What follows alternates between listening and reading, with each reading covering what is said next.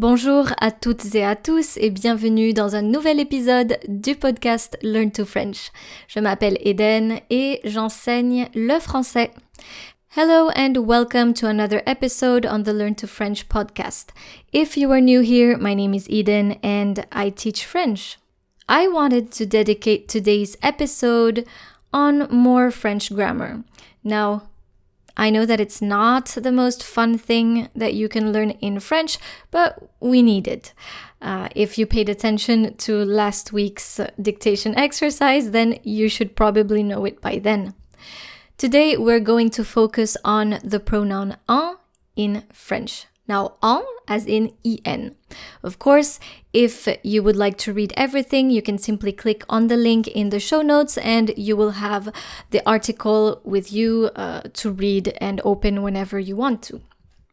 So first of all, en in French is, of course, a pronoun. This is why I named this episode the pronoun en in French. But what exactly is a pronoun? A pronoun is a word that represents or replaces a noun or a group of nouns, which we call un groupe nominal, a nominal group, and has the same functions as the latter. We use the pronoun en in French to basically avoid repetition. Here's an example.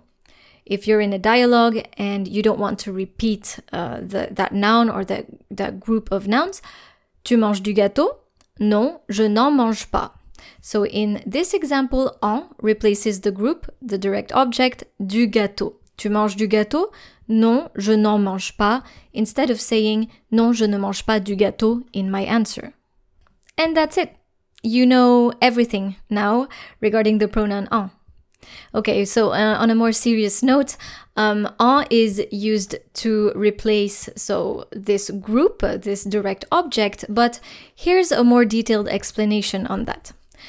En is used to replace a direct object preceded by 1. A partitive article, so if it's introduced by a partitive article, so du, de la, de L apostrophe, and des. For example, tu joues de la guitare? Oui, j'en joue. J'en joue. So it's right before the verb. Have you noticed that? J'en joue. 2.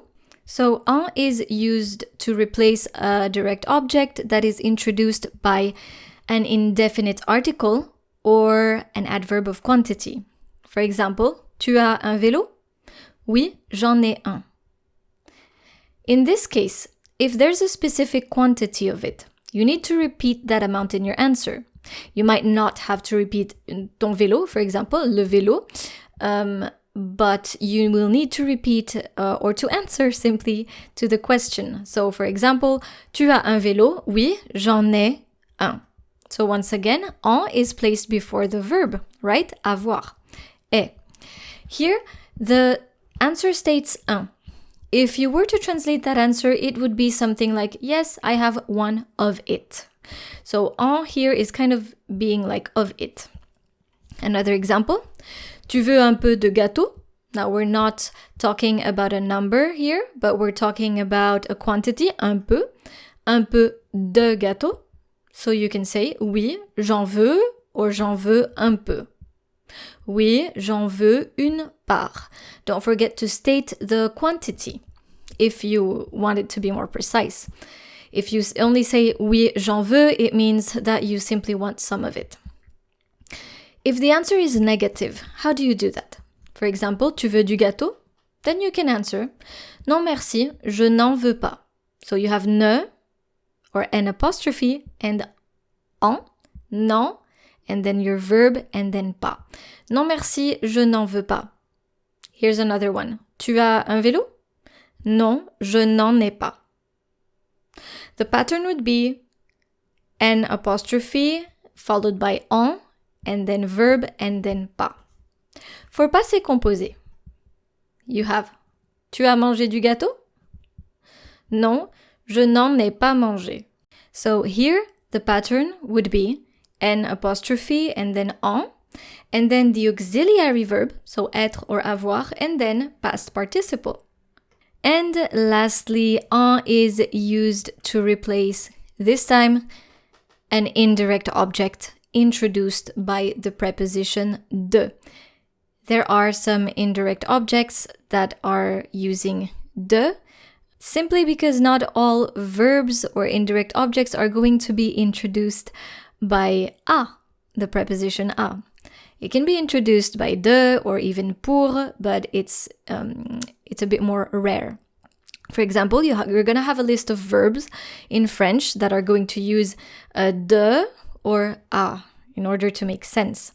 And here we're talking, of course, about the indirect objects that are introduced by de, di. For example, tu te souviens de la petite maison? Oui, je m'en souviens. So, the verb se souvenir uses the preposition de to make sense.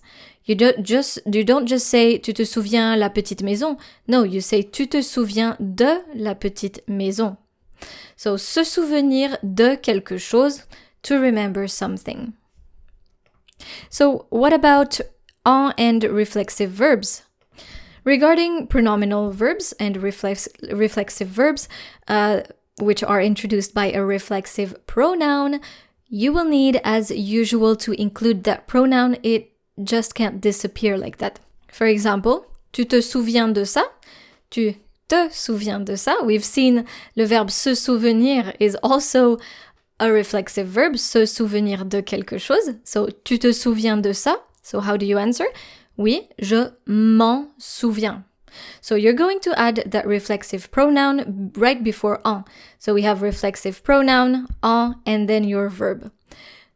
Regarding reflexive verbs, m'en, t'en, s'en, and then nous en, vous en, and s'en. So je m'en souviens, tu t'en souviens, il s'en souvient, nous nous en souvenons, vous vous en souvenez, ils s'en souviennent.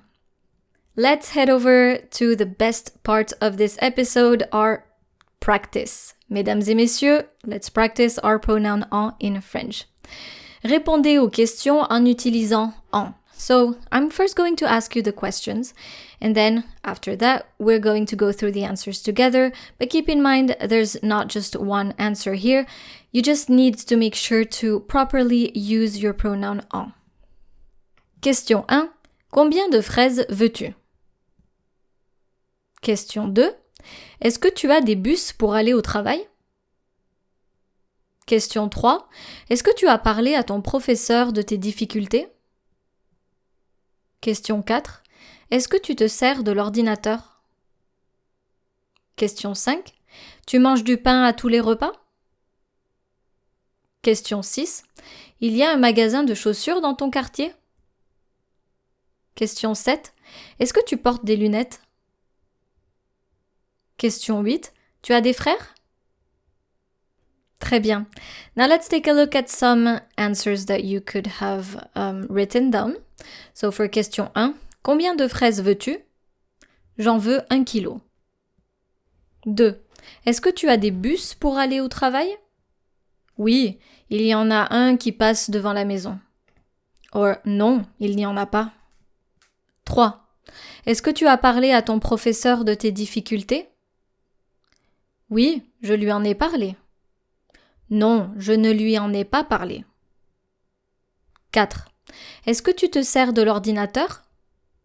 Oui, je m'en sers pour faire mes devoirs. Non, je ne m'en sers pas.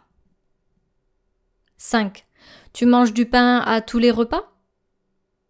Oui, j'en mange à tous les repas. Non, je n'en mange jamais. 6. Il y a un magasin de chaussures dans ton quartier? Oui, il y en a un juste à côté. Non, il n'y en a pas. 7. Est-ce que tu portes des lunettes? Oui, j'en porte pour voir de loin. Non, je n'en porte pas. 8. Tu as des frères? Oui, j'en ai 2. Non, je n'en ai pas.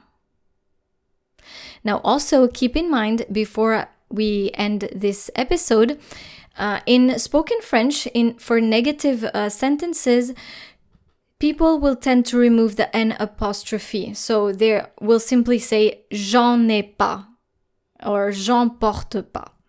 But keep in mind that for written French, you have to put your ne in your negation always. Très bien. So don't forget to click on the link in the show notes, that way you can read everything.